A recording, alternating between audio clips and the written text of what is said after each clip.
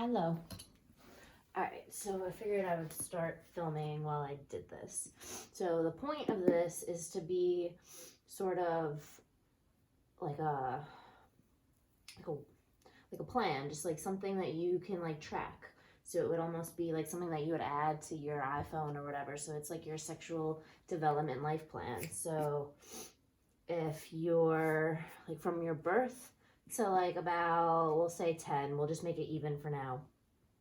Birth to about 10, your parents are your sex educators, but then your parents need sex education too. So where do your parents go to get sex education so that they can help you throughout your early stages of life?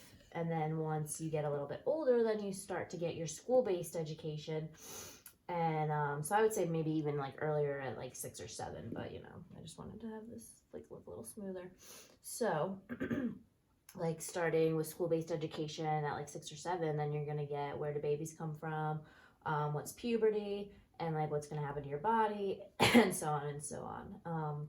And then also around the school-based time comes peer-to-peer education, and so here's where you're learning social norms. So like this is where, like, when I was in school, I had a boy tell me that girls don't masturbate. Well, it's like, no, that's not true. So like your peers are trying to teach you shit, but and that's all just like how like trickles down. Like the kids with the older siblings are likely gonna learn stuff quicker than like the kids who like started out like younger. Like I learned like I guess I never taught my sister stuff, but anyway, I don't know. Like when you're like the littler one and you're hanging out with the big kids, then they teach you like, oh, what's a blowjob, like all that kind of stuff. So that's kind of what I was thinking. But then, hey, stop it. Okay, then when you move, all right, now I gotta fix this. I gotta check where we're at. I don't know if it moved or not. Whatever. And then when you move to like older, like 18, 19, 20, you start more adult and pleasure-based education. Although I would argue that you start pleasure-based education earlier, but you know, for the sake of trying to progress, let's not try to progress too fast in this world, right? Jesus. So, and then also like when you're starting puberty and when you're starting like menopause and like getting older and stuff, it's the same question. What do you do when your body changes, and like what do you need to learn about? And for each section in this, I want to also create like a specific list and like a specific inventory of sex educators. So I'm here. So like Emerald Sexual Health Consulting is going to be for this stuff. And then other things. So for example, when someone's older, probably maybe earlier. Can you stop, please? Why every time I try to do a video, you mess me up? Come here. I'll snuggle you. Stop rubbing. I'll give you rubs. Okay, come here. Good boy. What was I saying? So when somebody's old enough to start learning like more abstract education, such as like LGBTQ issues and like gender specific, like one of my professors, the Transgender Institute would be where you go for this type of education. And then so what to do if the person or my child has IBD. So what to do if the person or specifically like the parents, like what if my child has intellectual and development disabilities? So then there's an organization called, I think it's YAI, and then something else, shoot, I was I'm trying to think of like other organizations. And then like for example, what if I'm deaf? Like okay, so or blind, then there's specific resources for that type of like whatever type of um, like other aspects of your life, like intersectionalities. So like what other intersectionalities are a part of this individual? So someone who's identifies as LGBTQ might want to go to an educator who's also identifies it within that community. So specific intersectionalities, and then from that inventory, like you'd be like, oh, I want transgender education because now it's time. Like I'm in that part of my life where I want to start learning about other like gender issues and other things like that. Or maybe you're specifically transgender and you need that specific education. So I'm thinking of like societal versus like individual education.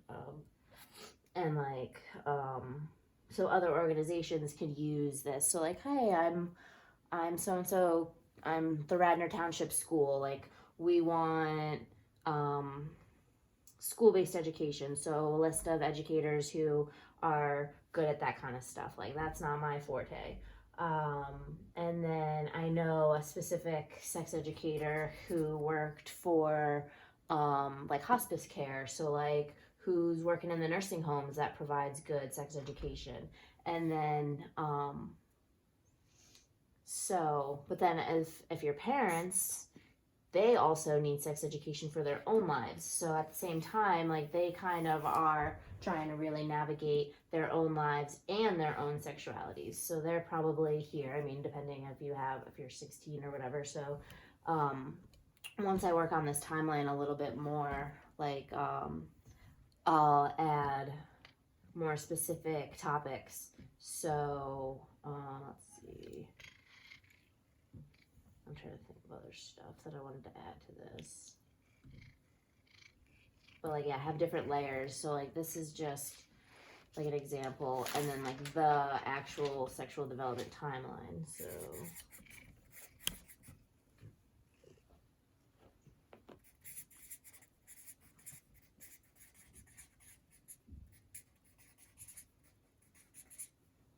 like again, so then I would like add more layers, like birth, death, or old age. Let's hope nobody dies. 10, 20, 30, 40, 50, and then we'll hope that you get older, whatever. Let's see. So puberty,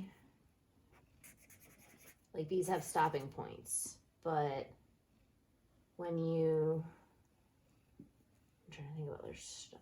I always forget. Shit, that was on here.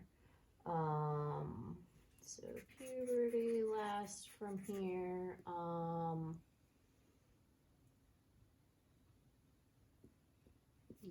So then at this point, then it starts from here, about here.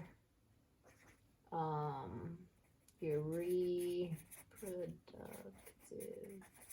potential. And then from here to here,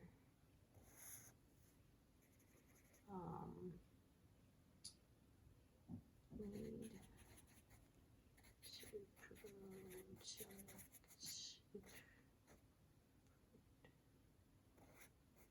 Okay, that says protect against child abuse. And then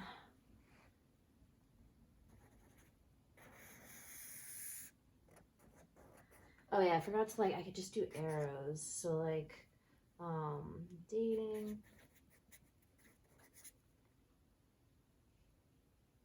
and then, oh yeah, like from here, maybe marriage,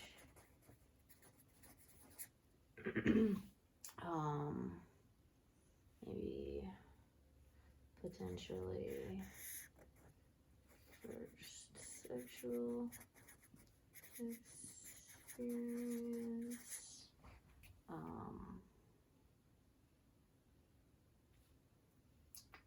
what else?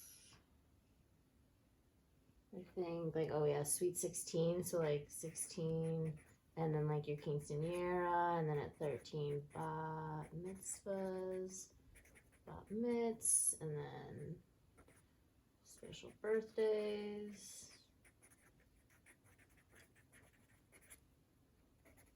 old enough to drink, maybe smoke. So like all of this stuff starts to then affect your sexuality and stuff. So maybe at age 10, you start to question sexuality. But even earlier than this, you start to question your gender. And so like this could be like a one and done thing, or it's a timeline kind of thing. So depending on your life, this could be a constant. I mean, I personally think that like sexual identity is always changing, because even if you only like one specific gender, you might have different types within that. So like within your specific sexual identity, you have different developments and stuff. And then I mean, you might just be stagnant. Maybe you have also a positive or negative experience, or both. What else?